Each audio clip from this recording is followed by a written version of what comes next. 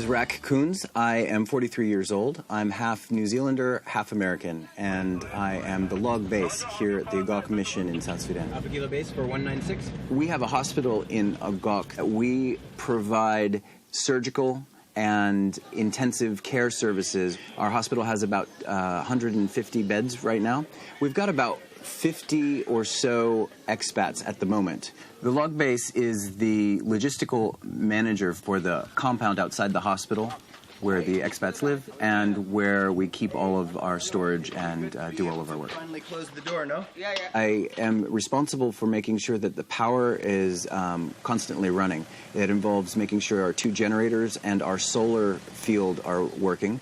I manage the security guards, the drivers, the radio operators, and the maintenance crew for repairs.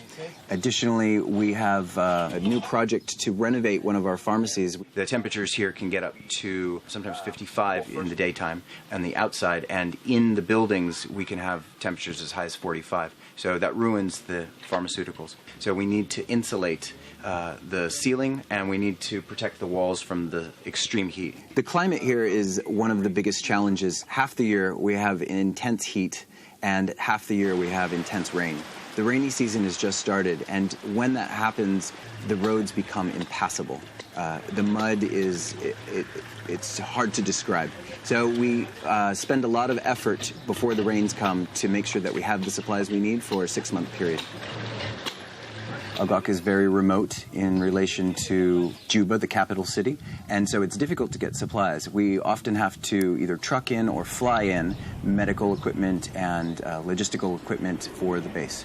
So a big part of my job is maintaining the airstrip and making sure that the planes that come here can land and that they can do so safely.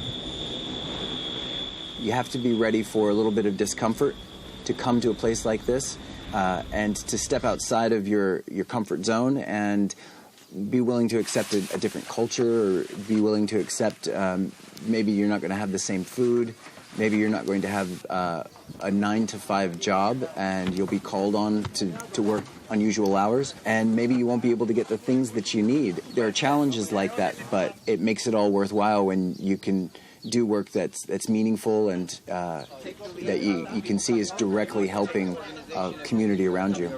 We need someone to stand over here. Seeing children that have to have their legs amputated because of gunshot wounds and the malnutrition, it can break your heart.